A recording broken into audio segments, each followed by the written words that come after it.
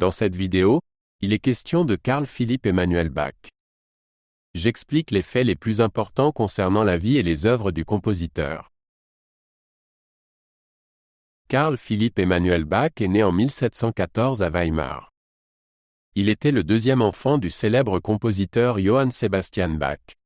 L'éducation musicale était très importante dans sa famille, et il a appris de son père.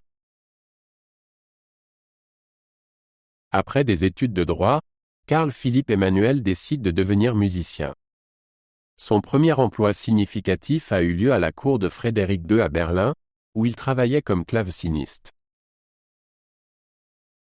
Carl Philipp Emanuel Bach est connu pour son style sensible qui a anticipé la musique classique.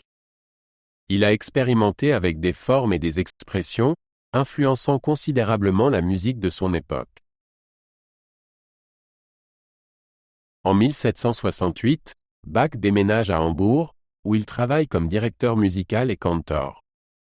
Pendant cette période, il compose nombre de ses œuvres les plus célèbres, y compris des symphonies, des concerts et de la musique sacrée. Il est surtout connu pour sa musique pour clavier, en particulier ses sonates pour piano et clavecin. Ses œuvres ont eu un impact significatif sur le développement du jeu au piano et de la composition pour piano. En plus de son travail comme compositeur, Carl Philipp Emanuel était également un théoricien musical influent. Son essai, sur la véritable manière de jouer les instruments à clavier, reste un ouvrage important sur l'interprétation de la musique pour clavier à ce jour.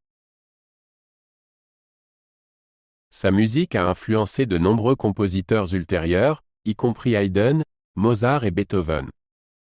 Son style sert de transition entre les périodes baroques et classiques et a considérablement façonné l'histoire de la musique.